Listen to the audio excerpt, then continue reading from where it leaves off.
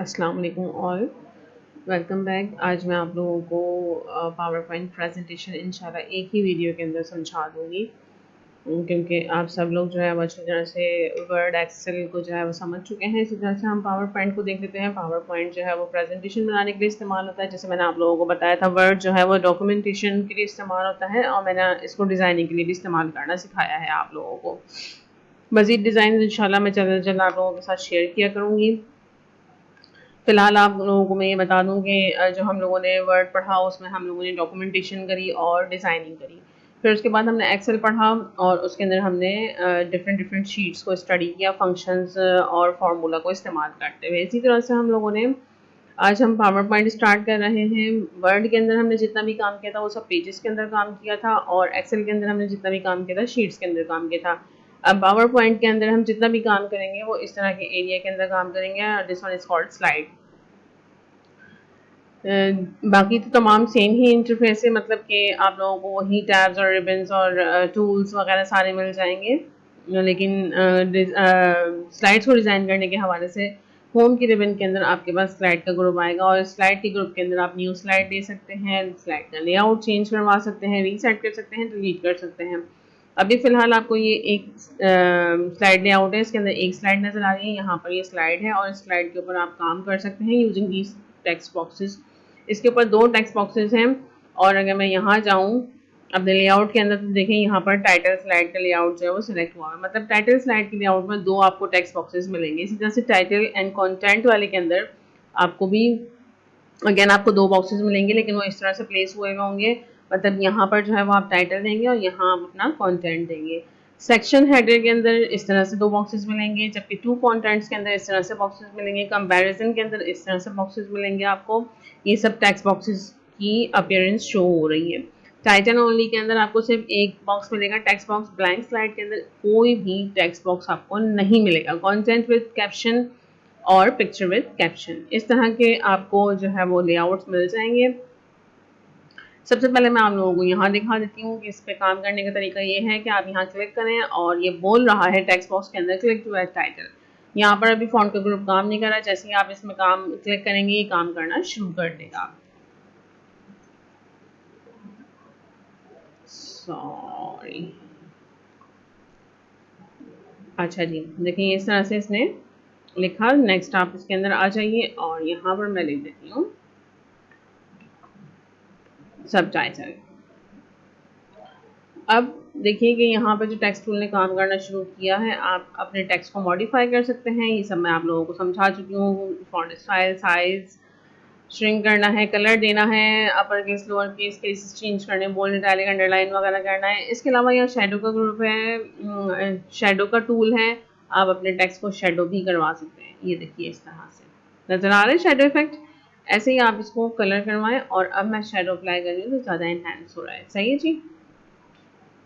इसके अलावा आप इस बॉक्स को बिल्कुल टेक्स्ट बॉक्स की तरह डील कर सकते हैं। मतलब यहाँ देखिए फॉर्मेट रिबन में आपके पास वही तमाम टूल्स आ रहे हैं जो हम लोगों ने पढ़े थे। लाइक मज़ीद टूल्स हैं और आप शेप फिल करवा लीजिए, पिक्चर दे दें, ग्रेडियंट दे दें, टेक्सचर दे दें, जो भी आपने शेप के अंदर फिल करवाना है वो करवा सकते हैं। इसके अलावा डिफरेंट वर्ड आर्ट स्टाइल हैं, मतलब जो आपने इसके अंदर लिखा हुआ है उसको आप शो करवाया। मैं इसको उठा के यहाँ ले आती हूँ, कितनी आराम से उठ के यहाँ पे आ गया। सही है, तो अब मैं वर्ड आर्ट स्टाइल शो करवा देती हूँ। या फिर आप अपने टेक्स्ट के अंदर कलर फिल करवा सकते हैं, कोई पिक्चर दे सकते हैं, कोई ग्रेडियंट अप्लाई कर सकते हैं, या फिर कोई टेक्सचर भी आप अपने टेक्स्ट के अंदर दे सकते हैं इस तरह से। सही है, टेक्स्ट आउटलाइन डिफाइन कर दीजिए, टेक्स्ट इफेक्ट दे दीजिए, डिफरेंट डिफरेंट इफेक्ट आपके पास आ जाएंगे यहाँ पर। ठीक है जी। इसी तरह से मैं इसको भी मॉडिफाई कर देती हूँ कुछ ऐसे करके। ठीक है, सिंपल मेरा ये आ गया और मैं इसको इधर साइड में लगा देती हूँ। फिर अगर बाकी के जो टूल्स हैं, लाइक मैं यहाँ दिखा दूँ और आपको कि यहाँ पैराग्राफ के टूल हैं। टेक्स्ट डायरेक्शन आपने चेंज करवानी है, इस तरह से आप टेक्स्ट डायरेक्शन चेंज करवा सकते हैं, लाइक दिस। ठीक है जी। टेक्स्ट अलाइनमेंट तो है, अलाइन है, आप चाहें तो खुद भी चेंज कर सकते हैं, मतलब कि इस तरह से करके आप इसको अलाइन कर दें। वैसे तो सेंटरी अलाइन होता है इसके अंदर। अच्छा जी, ठीक है, डायरेक्शन फिलहाल मैं हॉरिजॉन्टली रहने देती हूँ। अब बाकी के जो टूल्स हैं, लाइक ड्राइंग के टूल्स हो गए, वही शेप्स के टूल हैं, और शेप के अंदर तमाम वही कलर्स आएंगे जो आप लोग देख चुके हैं। अभी मैंने यहाँ पे क्लिक किया था तो यहाँ ड्राइंग फॉर्मेट आ रहा था, ठीक है, यही सारी टेबल आएगी आपके पास। इसके अलावा find replace, cut, copy, paste वगैरह के टूल्स हैं।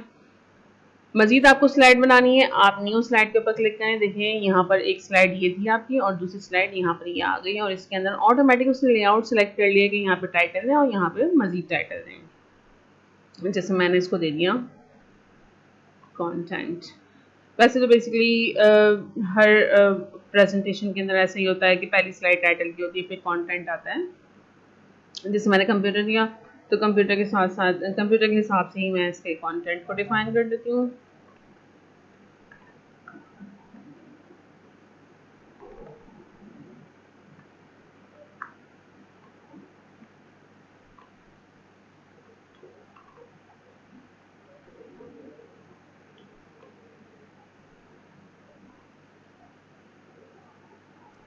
ठीक है जी, मैंने डिफ़ाइन कर दिया। अब आप चाहें तो इसको भी मॉडिफ़ाई कर सकते हैं कलर वगैरह के हिसाब से, लेकिन ये मैं करके आप लोगों को नहीं दिखाऊंगी, आप लोग खुद कर लीजिएगा।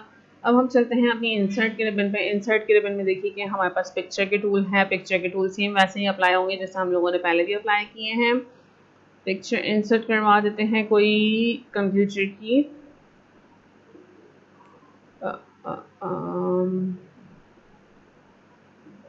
यस, इस तरह से मैंने पिक्चर इंसर्ट करवाई और मैं इसको बहुत आराम से जो है हैंडल कर सकती हूँ, लाइक दिस। कैसे भी आप पिक्चर को अपने सेट करवा लें। इसको सेंटर में ही रखती हूँ। अब इसमें मेरी जजमेंट भी होगी कुछ कि मैंने इसको सेंटर में कैसे रखा है। देखें चारों साइड से जो है टॉप और बॉटम से सेम स्पेस मैंने छोड़ने की कोशिश करी है, अब हो गया बराबर। ऐसे ही लेफ्ट और राइट से मैंने सेम स्पेस रखने की कोशिश करी है। ठीक है जी, इसके अलावा हमारे पास जो है वो इंसर्ट की रिबन के अंदर बाकी के like clip art, picture shape, smart art, chart वगैरह मौजूद हैं। वर्ड आर्ट हो गया, टेबल है, हम सब पढ़ चुके हैं। मूवी और साउंड देख लेते हैं। मैं यहाँ पर एक और स्लाइड इंसर्ट करवा देती हूँ और मैं उसका लेआउट ब्लैंक रखूँगी। अगर मैंने स्लाइड इंसर्ट करवा दी ऐसे करके या कंट्रोल एम करके मैंने इंसर्ट करवा दी, तो देखिए इस तरह से लेआउट आया। मुझे सिर्फ ब्लैंक चाहिए ताकि मैं इसको कोई मूवी इंसर्ट करवा सकूँ, तो उसके लिए मैं ब्लैंक स्लाइड लेआउट से जो है इसको ब्लैंक करूँगी और उसके बाद मैं इंसर्ट में गई और मैंने मूवी इंसर्ट करवाई। मूवीज़ यहाँ पर काफ़ी सारी मेरे पास मौजूद है, कोई भी मैं मूवी इंसर्ट करवा देती हूँ। ये पूछता है how do you want the movie start in slide show. मैं कहती हूँ इसको ऑटोमेटिकली स्लाइड शो में इसको करें। अभी मैं इसका प्रीव्यू दिखा देती हूँ आप लोगों को।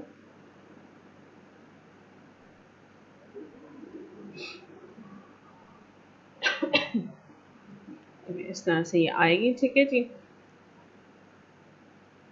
अच्छा, इसका साइज जो है वो चेंज नहीं हो रहा और आप इसको सेट करवा सकते हैं अपनी स्लाइड के अंदर कहीं पर भी।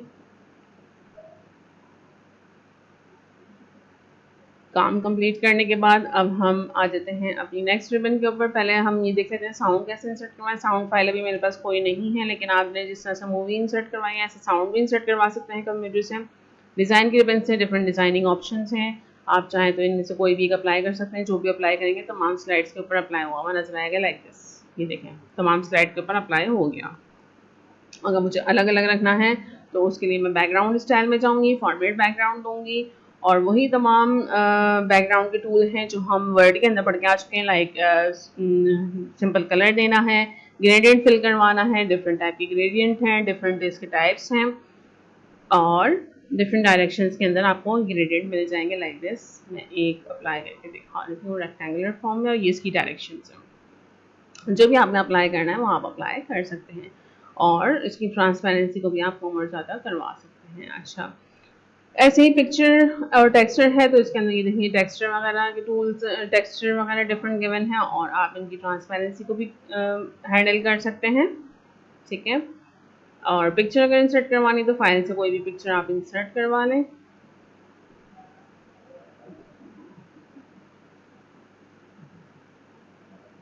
इस तरह से, और इसको भी आप ट्रांसपेरेंसी कंट्रोल कर सकते हैं।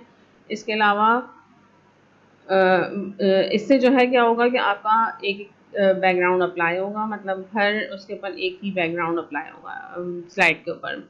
ये देखिए मैंने इस तरह से ये अप्लाई करवाया, दूसरी स्लाइड के ऊपर क्लिक किया, ब्लैंक है, फिर अगेन आपको अप्लाई करना पड़ेगा दूसरा बैकग्राउंड। सही है, इस तरह से करके आप डिफरेंट डिफरेंट बैकग्राउंड जो है वो अप्लाई करवा सकते हैं। इसी तरह से हम आ जाते हैं अपनी नेक्स्ट रिबन के ऊपर, दैट इज एनिमेशन। एनिमेशन की रिबन में जो हमारे पास हैं वो ट्रांजिशंस हैं कि हर स्लाइड के ऊपर आप डिफरेंट ट्रांजिशन, ये ट्रांजिशन है कि आपकी स्लाइड जो है वो किस तरह से अपीयर हो, जबकि एनिमेशन जो है वो हमारे जो स्लाइड के अंदर कंटेंट होता है उसके ऊपर अप्लाई होते हैं। अभी देखें ये एनिमेशन वर्क नहीं कर रहा है, जैसे ही मैं किसी भी चीज़ के ऊपर, किसी भी डेटा के ऊपर मैं क्लिक करूँगी तो मेरा कस्टम एनिमेशन जो है वो एक्टिव हो गया है। स्लाइड के लिए मेरे सारे ये ट्रांजिशन है। सबसे पहले मैं आप लोगों को ट्रांजिशन समझा दूँ, इन दोनों का डिफरेंस मैंने आपको बता दिया है कि ट्रांजिशन जो है वो हमारी स्लाइड के ऊपर अप्लाई होगी, जबकि एनिमेशन जो स्लाइड के अंदर डेटा है उसके ऊपर अप्लाई होगा। चले मैं एक इसको करती हूँ, इसको अप्लाई करते हैं। ये कुछ ज़्यादा विजिबल हो रहा है, इसको मैंने अप्लाई किया।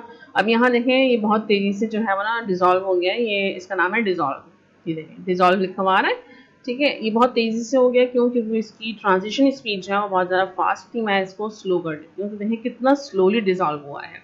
इसी तरह से आप चाहें तो इसके साथ कोई भी साउंड जो है वो अप्लाई कर सकते हैं। आप लोगों को साउंड समझ में आ रही होंगी, तो मैं जो है इसको दे देती हूँ चाइम करके, ठीक है।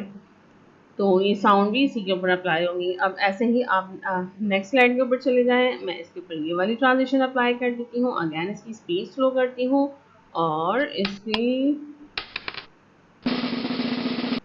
हाँ जी ठीक है, ये मैंने इसकी साउंड अप्लाई कर दी। ऐसे ही नेक्स्ट पे आ जाए, ये मैंने अप्लाई किया और इसके ऊपर मैं साउंड अप्लाई कर देती हूँ, this one, okay, it suits with this transition. तो मैंने इसको अप्लाई कर दिया और इसकी स्पीड भी स्लो कर दी। ठीक है जी, ये बन गया। अब मैं एनिमेशन पे आ जाती हूँ, अपने एनिमेशन अप्लाई कर देते हैं। एनिमेशन अप्लाई करने के लिए सबसे पहले मुझे अपनी डेटा को सिलेक्ट करना ज़रूरी है। डेटा के ऊपर क्लिक किया, ऐड इफेक्ट है। ऐड इफेक्ट के अंदर आपके पास जो है वो डिफरेंट ये ग्रुप्स आपको नजर आएंगे। इंट्रेंस के ग्रुप से जो है आपका डेटा एंटर होगा, एम्फेसिस के ग्रुप से आपका डेटा आपको स्लाइड में तो नजर आएगा, लेकिन इसको फोकस होगा, फोकस किया जाएगा डेटा को। इसी तरह से एग्जिट के डेटा से आपका एग्जिट के ग्रुप से आपका डेटा जो है वो स्लाइड के अंदर अपीयर होगा और बाहर चला जाएगा वापस। मोशन पाथ से आप किसी भी चीज़ को एक जगह से दूसरी जगह मूव करवा सकते हैं, डिफाइनिंग योर ओन पाथ, या फिर ये डिफरेंट पाथ जो गिवन है इनको इस्तेमाल करते हैं। सबसे पहले एंट्रेंस को अप्लाई करके देख लेते हैं। मोन इफेक्ट में गई हूँ मैं और फिर मैं अप्लाई कर रही हूँ। ये देखें इस तरह से जो है वो नजर आएंगे। तो मैं इसको फ्लाई इन करवा दी, ठीक है। और जो भी मुझे यहाँ से इफेक्ट समझ में आ रहा है, बहुत सारे इफेक्ट हैं, आप देख सकते हैं। किसी के ऊपर भी क्लिक करेंगे ना वो आपको दिखाएगा कि किस तरह से ये आएगा, ठीक है। जो भी आपको समझ में आता है आप उसको ओके करें। यहाँ पर ये देखें नंबर 1 आ गया, यानी कि आपका एनिमेशन अप्लाई हो गया। अब ये नंबर्स जो हैं वो शो करते हैं कि आपका जो डेटा है सबसे पहले ये अपीयर होगा, फिर जो आपने अपीयर करवाना है उसके ऊपर एनिमेशन अप्लाई करें। लाइक मुझे फिर उसके बाद अब पिक्चर अप्लाई करवानी है तो मैं इसको पिक्चर के ऊपर एनिमेशन अप्लाई करूँगी, यानी कि 1 बाय 1 हर एक को अप्लाई करना है। सर्कल की फॉर्म में कर देते हैं, सही। ओके, नेक्स्ट वन मेरा प्रीपेड बाय, और इसको मैं अप्लाई कर देती हूँ वाइट, डन। अब इसको आप प्ले कर लें तो देखिए स्लाइड को आपको दिखा रहा है कि स्लाइड ट्रांजिशन आई, फिर पहला एनिमेशन आया, नेक्स्ट एनिमेशन और फिर लास्ट एनिमेशन, ठीक है। इस तरह से आपकी स्लाइड जो है वो अपीयर होगी। स्लाइड शो से जो है वो आप अपनी स्लाइड स्टार्ट शो करवा सकते हैं फ्रॉम बिगिनिंग और from current slide. From beginning जो है वो आपकी F5 शॉर्टकट की है और फ्रॉम करंट स्लाइड से आप शिफ्ट F5 को अप्लाई करेंगे। सबसे पहले तो मैं ये दिखा दूं कि F5 प्रेस करने के बाद जो है मेरी स्लाइड किस तरह से अपीयर होगी, ये देखें। अब मुझे कीबोर्ड से इसको आगे मूव करवाना है। जैसे जैसे मैं आगे मूव करवाती जाऊंगी ये अपीयर होते जाएंगी, और मुझे स्लाइड से बाहर निकलना है तो मैं एस्केप करूँगी और मैं अपनी स्लाइड से बाहर आ सकती हूँ। ये देखें इस तरह से। अब इसके ऊपर मैंने कोई एनिमेशन अप्लाई नहीं किया था तो एनिमेशन शो नहीं हुआ, लेकिन ट्रांजिशन अप्लाई करके ट्रांजिशन शो हुआ है। तो उम्मीद करती हूँ अभी इसके अंदर आप लोगों को अच्छी तरह से समझ में आ गया होगा। फिर मैं इंशाल्लाह आप लोगों को मज़ीद प्रेजेंटेशंस बना के दिखाऊंगी। और इसके अलावा भी एनिमेशन के अंदर जो हमारे मोशन पाथ होते हैं ना, इनसे बड़े ज़बरदस्त ज़बरदस्त किस्म के आप इफ़ेक्ट्स क्रिएट कर सकते हैं। तो ये भी मैं कुछ अप्लाई करके आप लोगों को चेक करवा दूँगी, वीडियोस बना दूँगी उसके ऊपर, आप लोग देख लीजिएगा किस तरह से ये इफ़ेक्ट्स जो है वो अप्लाई करके मोशन पाथ के इफ़ेक्ट्स अप्लाई करके आप डेटा को मूव करवा सकते हैं। चलिए मैं एक अप्लाई करके दिखा देती हूँ आपको। टाइम कम है लेकिन मैं कोशिश करती हूँ जल्दी से ये अप्लाई हो जाए। एक सेकेंड, क्लिप आर्ट से लेते हैं पिक्चर बॉल की।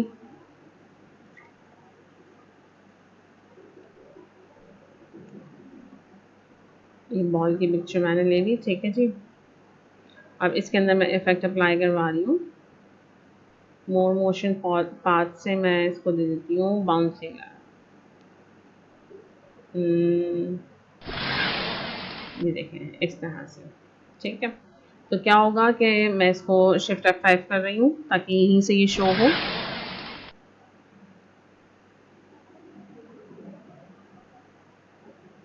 ठीक है जी। तो डिफरेंट मोशन पाथ को डिफाइन करते हुए हम डिफरेंट डिफरेंट इफेक्ट्स अप्लाई कर सकते हैं। मैं चाहूँ तो मैं खुद से भी कोई डिफाइन कर दूँ मोशन पाथ।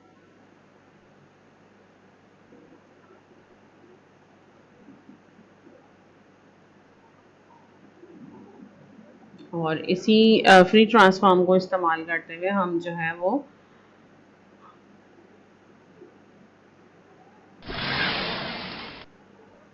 मूव करवा सकते हैं, एनिमेट करवा सकते हैं अपने ऑब्जेक्ट को किसी भी फॉर्म में यूजिंग फ्री फॉर्म, स्क्रैबल और बहुत सारे इफेक्ट हैं, कोई भी आप अप्लाई करेंगे तो ये हो जाएंगे। देखिए इस तरह से ये अपेयर होगा। ठीक है जी। चलें, उम्मीद करती हूँ आप लोगों को अच्छी तरह से समझ में आ गया होगा। मज़ीद भी मैं आप लोगों को बताऊँगी, प्रेजेंटेशन बना के दिखाऊँगी ताकि आप लोगों को जो है वो अच्छी तरह से समझ में आए। उसके लिए पहले मुझे डेटा कलेक्ट करना होगा, डेटा कलेक्ट कर लेती हूँ और प्रेजेंटेशन बना के फिर मैं ये मज़ीद आप लोगों को एनिमेशन के टूल्स जो है वो अप्लाई करके मैं चेक करवा दूँगी। वीडियो को लाइक कीजिएगा, शेयर कीजिएगा और चैनल को सब्सक्राइब कीजिएगा। Thank you for watching. अल्लाह हाफ़िज़।